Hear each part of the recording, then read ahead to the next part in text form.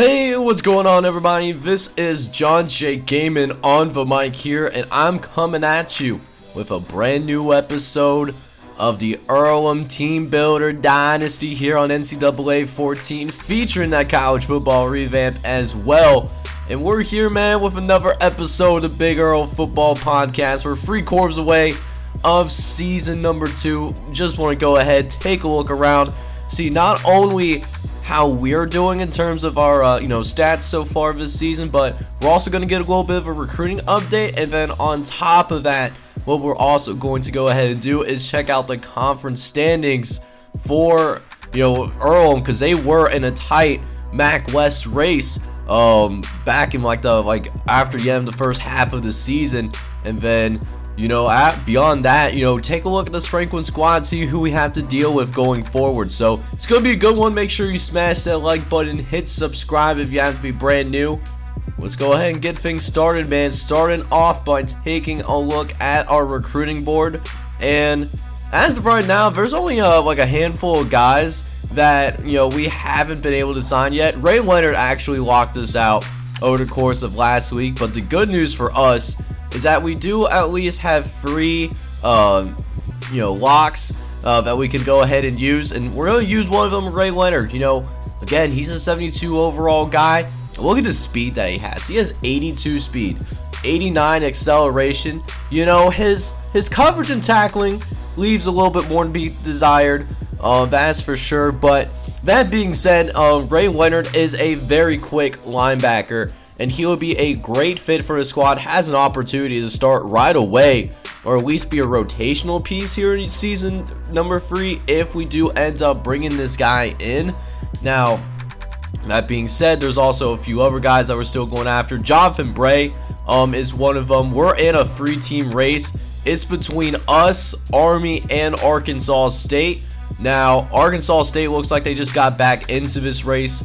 They just had a visit last week, but other than that, it's been pretty close so far. Hoping that we can at least hold on to the end of the season and then be able to bring this guy in during the off-season recruiting.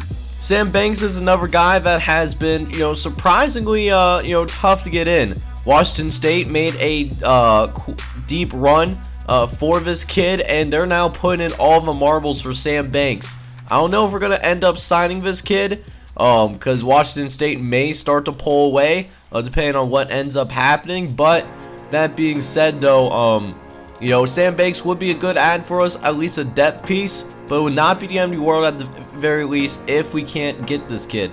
However, that being said, there one person that I crucially need in order to bolster that offensive line still, because we do have at least 1 or 2 walk-ons that are still starting on that offensive line, is Mark Gundy. Like I said earlier, he's a 68 overall, not a quick dude, so probably looking at him, maybe moving him to guard, because he is an interior lineman. That'd be best fitting for him. But it looks like we might be able to pull away from him. UTEP, they're 1,000 points out, but that being said, they might get back into this thing. They have a week 13 visit, so that's not too far from here. But Mark Gandy, he's a guy that we're definitely looking at as well, and is definitely a priority to come in. As for the rest of this class, we're not going after very many people as of right now. We do have 11 people signed, most of which are very quality pieces. Brandon Ho looks like a high upside piece. Mike Heron, Sam Harper, they're in the 60s. MJ Clark, at least a rotational piece, moving forward. Just a lot of good talent that we are bringing in, despite the fact that, we haven't had a single 4-star interested in us so far. I understand that. Hopefully we can continue to bring some quality talent in, bring in these 4 guys for sure to help aid the rest of this recruiting class moving forward. Alright, so now we'll go ahead and take a quick look at the conference standings here in the MAC conference, our all team builder conference that we have going on here. Now, we find out that the Western Division is definitely tougher for us, because all of us except one team is at least 500. Rose-Hulman is 1-5. They did end up beating us for their first conference win, which is a little bit of a tough pill to swallow. Hanover is currently sitting on top. They are 6-0 with a 9-0 overall record, and currently sit number 3 in the entire country.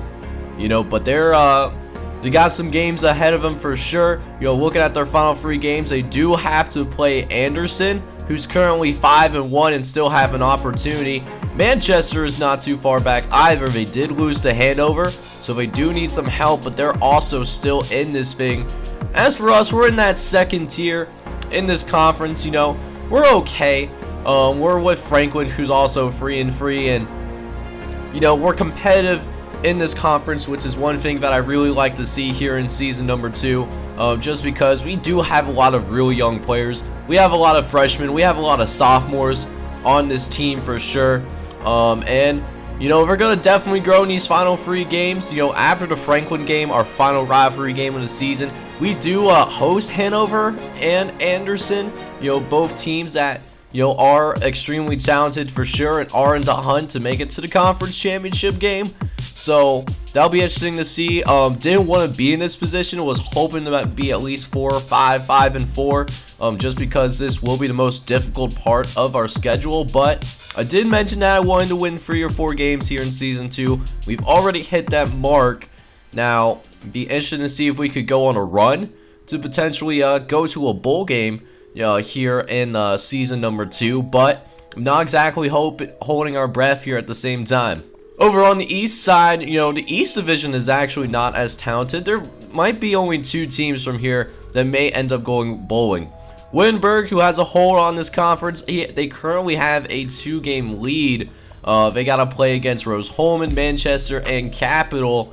They already beat both Mount St. Joseph and Bluffton the previous 2 games, and they were like the next 2 closest teams. They're both 3-3, so for Wittenberg not to make it to the conference championship game, they basically need to lose out, and then one of these other 2 teams here, they need to actually win out in order to make it into the conference championship. But look at this, Defiance College went to the conference championship game last season, and look where they are right now. They are 2-7 overall. One of the teams that we actually beat 27-17. It was an ugly game for us, but we took care of business. Capital is still here. They're also 2-7, and then the Transylvania Pioneers, they're actually still looking for their first win in this series. We have denied them of victories 2 times in a row, and they still have a bunch of work that needs to be done.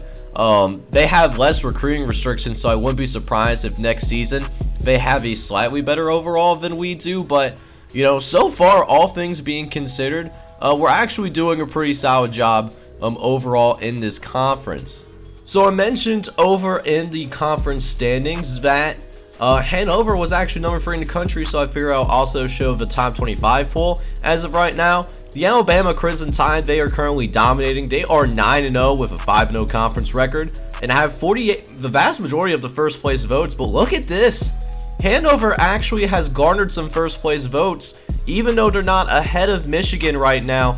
Michigan looks like they might have one of the most dominant teams in this series with a 95 overall squad, but they don't have any first place votes. I'm actually surprised Hanover is not currently sitting ahead of Michigan, but I'm sure if Hanover wins out, they might have an opportunity to go to the national championship game when it's all said and done. But we'll just have to wait and see what happens with that. Ohio State is not too far behind. They've kind of fallen out. For some reason, NCAA 14, they don't like Ohio State for whatever reason, but they're currently number 4 in the nation, followed by Iowa. So 3 Big Ten teams in the top 5. We then have Washington, Georgia, and Fresno State. Another group of 5 squad trying to make some noise. They're in the top 10. They're currently in line to make it to a BCS bowl game, followed by Penn State. They actually had a close loss to Michigan, so that was that kind of sucks for them. They fell 4 spots, a little far in my opinion, but I'm sure they'll go ahead and bounce back. Wake Forest is in the top 10, so we'll see how long that lasts. Following Wake Forest, we got Oklahoma, Stanford, Nebraska. We got Notre Dame, who's an independent, but they just took their first loss to BYU. And we got TCU, who's 5-3, but they are still hanging in there. They're sitting number 15 in the country. They must have had a really difficult schedule, but I'm looking at the schedule. They only played 1 ranked team, which they did beat, so I'm surprised they're still in this top 25. Florida State and Florida here, followed by Clemson, Michigan State, and Pittsburgh. And then round out the top 25, there's West Virginia, California, Tennessee, Purdue, and LSU. Looking pretty good. Checking out the other teams that are getting some votes. Anderson's actually in there as well, and so is Wittenberg and Manchester. And Anderson was actually recently in the top 25, but because they took their first loss in conference play, they actually fell out of the top 25. But still, 3 teams that are also receiving votes and could also very potentially get into the top 25 at some point in the season. That's definitely something that we need to check out. So now we'll go ahead and take a look at the last, what the stats are looking like here going into the last 3 games. Now, Miami Uiagalelei, to his credit, has definitely played better over the last 3 games. Definitely has limited his turnovers. He was just a turnover machine when the season first started, but he's definitely calmed down. The touchdown to interception ratio, at least at the passing game, is still pretty rough to look at. He has 9 passing touchdowns, but also 17 interceptions on top of it, so it's been a tough go for him. He did get his completion percentage above 50%, so that's promising to see going forward. The running game, though, is where it's his bread and butter. He has 450 yards on the ground with 4 touchdowns accounted for. Has broken out like a run as long as 28 yards so far over the course of the season, and he has improved quite a bit. He's gotten himself up to a 63 overall. Remember, he started off as a 60, and he's definitely shown that he can potentially be the starting quarterback next season, even if we end up bringing in Joe Stevenson, to bring in as competition for Miami Uiagalelei. Taron Patton, however, has also gotten some opportunities to play the quarterback position, because to be fair, Miami Uiagalelei, he does get hurt a little too often for our liking. Hopefully, we just work on his durability as his collegiate career goes on. But that being said, though, he's currently 7 for 25, 95 yards, and through 1 interception. A little bit better than what he was in season 1. Not as bad with the turnovers, but we're also not asking him to do much, obviously. But we have tried to put him at the running back position, just because we're just so thin at running back, especially with Aaron Ball with a broken vertebrae injury. He hasn't been doing great there. He only has 99 yards rushing off of 68 carries, but does have 3 touchdowns to go with it. But he surprisingly had pretty solid hands here as well. He's only had 6 targets, but he does have 67 total yards, including a 34-yard catch down the left sideline. I believe it was against Manchester or Bluffton. And he hasn't dropped a single pass, which is really cool to see, considering that he didn't come in to play like running back or wide receiver. This is a quarterback. That was our starter freshman year, but it's been, at least for this year, able to move to your running back position and have some flashes of success for sure. But we'll see if he ends up staying, because I'm sure he'll want an opportunity to play quarterback somewhere else. So as I said, for the running game, not too much happening here. I already talked about Miami Uiagalelei and Taron Patton. Unfortunately, Aaron Ball was hurt, and don't know if he's going to end up playing football again because it is a broken vertebrae. We hope that he's okay, but honestly, we're not going to have him for the rest of the season. He was having a better year than he did back in season 1. He had half as many carries in season as he did in season 1, but he had more yards and had a similar amount of touchdowns too. He had 3 touchdowns, in his second year, with 4 scores for back in his freshman campaign. So that would be a big loss because he is one of the original walk-ons, and I don't want to lose him like for good. But I mean, if that's how the cookie crumbles, that's how the cookie crumbles. For receivers, been a little bit of a mixed bag. Jakeem Short has been leading the way across the board. It seems like leading in both catches, and then has the most yards as well. The biggest standout for us so far in his first season of collegiate football, 39 catches for 544 yards. Considering that we haven't passed the ball all that well, you know, he hasn't been too bad, but one thing that has concerned me is he came in as a possession guy. But that being said, though, he already has 10 drop passes, so that's certainly something that we do need to work on going forward. But he has a promising career for sure, which I do really like to see. Adam Hill III is not too far. He has 31 catches and is in second place for most receiving yards, and also on top of that, you know, kind of tied for most touchdown catches.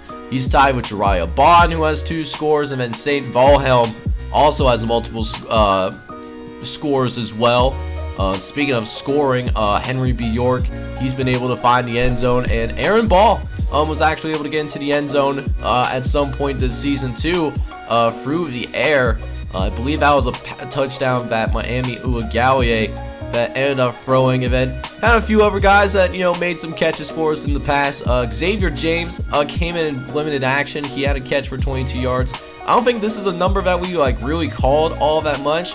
Yeah, because he only had 1 catch his freshman year, and he has 1 catch now. He has twice as many receiving yards, so you love to see that. Cameron Frost actually in limited action, he has 6 carries for 52 yards. We might try to go ahead and move Cameron Frost ahead of a Terrain Patton, because it has been a little bit of a struggle bus. It seems like in limited action, Cameron Frost has at least seemed like he's been able to go ahead and take care of business. But, you know, we'll have to wait and see what we want to do with that going forward. Blocking, it's still not great. We still need to work on our offensive line for sure. But Jacoby Black has been a really good, he actually been a really good bright spot for us. He has not allowed a single sack so far this season, and has 4 pancakes as well. The only offensive lineman to have multiple pancakes. King Nutt is probably our second best offensive lineman. He has only allowed 1 sack and also has the same amount of pancakes. Nate Coleman, Brian Smith, and Cornell Smith, they have each allowed multiple sacks, but at least got a pancake. And then Jay Downing and Brandon Pierce both allowed multiple sacks, but have not registered a single pancake yet this season. On the defensive side of the ball, we do have Justin Burton currently leading the way in total tackles. Now, Justin Burton, you know, I know it's usually not a good sign to see one of your defensive backs leading in tackles, but this is a guy that has come in and played in the box and has done a really good job with run support in his freshman campaign, and, you know, it's been a really good player for us here in season number 2. 53 tackles, 8 TFLs, a sack, and 2 interceptions on top of it. If I'm not mistaken, you know, he's also done some things in the kick return game. He has a touchdown, you know, that was huge for us against the Defiance game that led to a big upset for us. And then, you know, again, just a great defensive player, so you love to see that.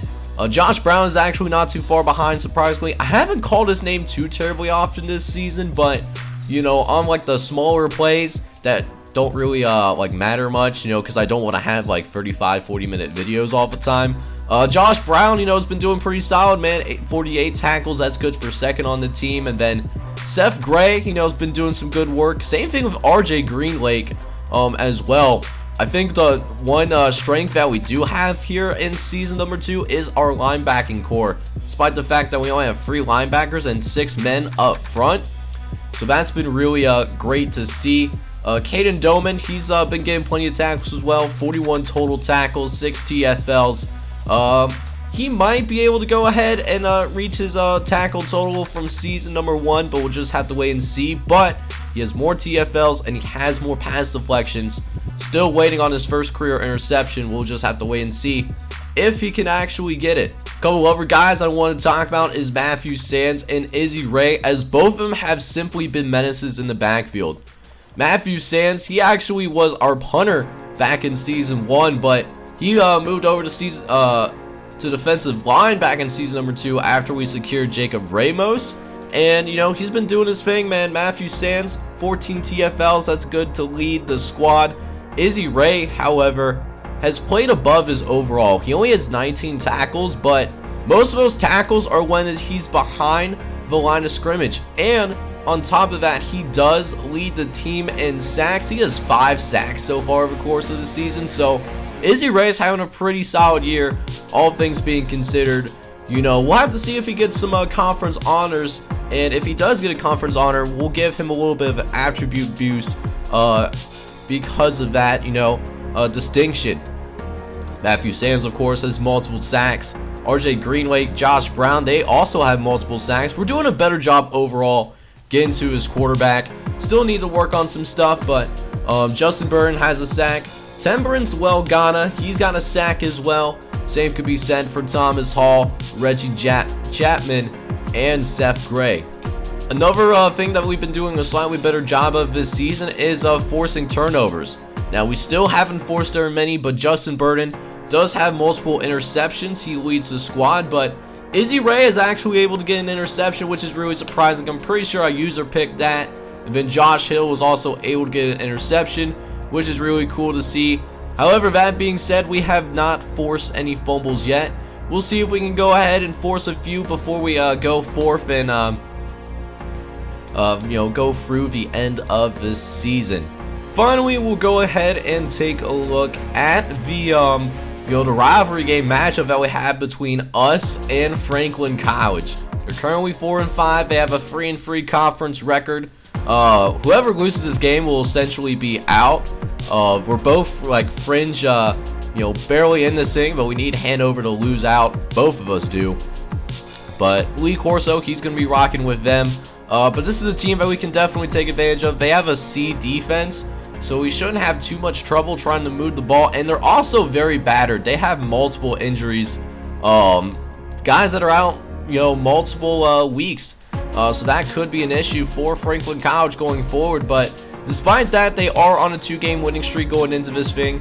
Granted, they played against Defiance and Transylvania, neither of which are very good. On the other hand, we have actually lost 3 of our last 4 games. It hasn't been a great look for us, but hopefully we can get ourselves back on track and get back to consistency, that had us, with a positive, conference record. We are 3-1 in conference play at one point. So we take a look once again at this Franklin team, and I'll tell you what, there's some guys, they have a couple of NFL prospects.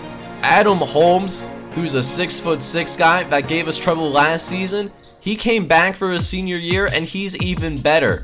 Now, his stats, haven't necessarily completely caught up with him yet, but he still has a few more games, to play before it's all said and done. Posting about the same stats, all things considered, has, lessened the drops for sure, so that's one thing to definitely look at.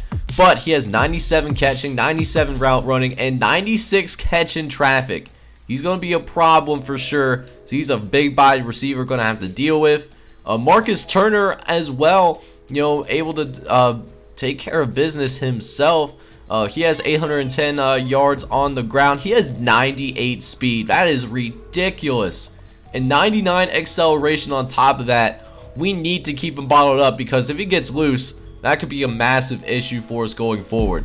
Their quarterback looks like it's still Chris Fry, who came in and, played in limited action, in the previous season. But, this is his first year starting, and he's not very quick, a 61 speed guy. Not going to be somebody that's going to kill us with the legs. He does have a decent arm, has 84 throw power and 86 accuracy, but wouldn't expect him to get outside the pocket very often. If he does get hurt, there's not a lot of quarterbacks behind him. Jamal Sanders is the only QB above 70 overall, with Greg Smith is a true freshman. And then John Henry is also a true freshman as well. He might be a walk-on now that I think about it. Halfback, I already mentioned Marcus Turner. At fullback, there's Tim Allen from Rochester, Michigan. At wide receiver, they have Adam Holmes, but they also have Donald Williams as well. We didn't see him much, and to a degree, we actually haven't seen him catch the ball much here in his senior campaign. But he's a solid receiver himself. He's an 88 overall guy. He has 99 acceleration, elite route running as well, 99 route running. So it's going to be hard for our defensive backs to, keep up with him. But beyond these 2 wide receivers, senior guys, by the way, they don't have much depth behind them. Franklin really going to have to work on getting some new wide receivers in, really work on development because they might be in a world of hurt after Adam Holmes and Donald Williams' graduation. At tight end, they have senior redshirt David Scott, who's actually hurt and won't be available. So Antonio Turner is actually getting the start at tight end. He's a true freshman from Wilson, North Carolina. In limited action, 5 catches and 40 receiving yards. It also hasn't allowed any pancakes or sacks. One good thing that he does have 80 speed. That could be a problem for tight ends, but still a very raw guy that needs to work on his skills. At left tackle, they have Scott Davis. And looking at this offensive line, this is still not a very talented offensive line, something that we could take advantage of considering our defensive line is significantly better from season 1 to season 2. And with a quarterback that isn't really able to move around very well, I can not be shocked if we ended up with 3+ sacks in this one. Moving over to the defensive side of the ball, Tommy Brown is a true sophomore, but is only a 71 overall.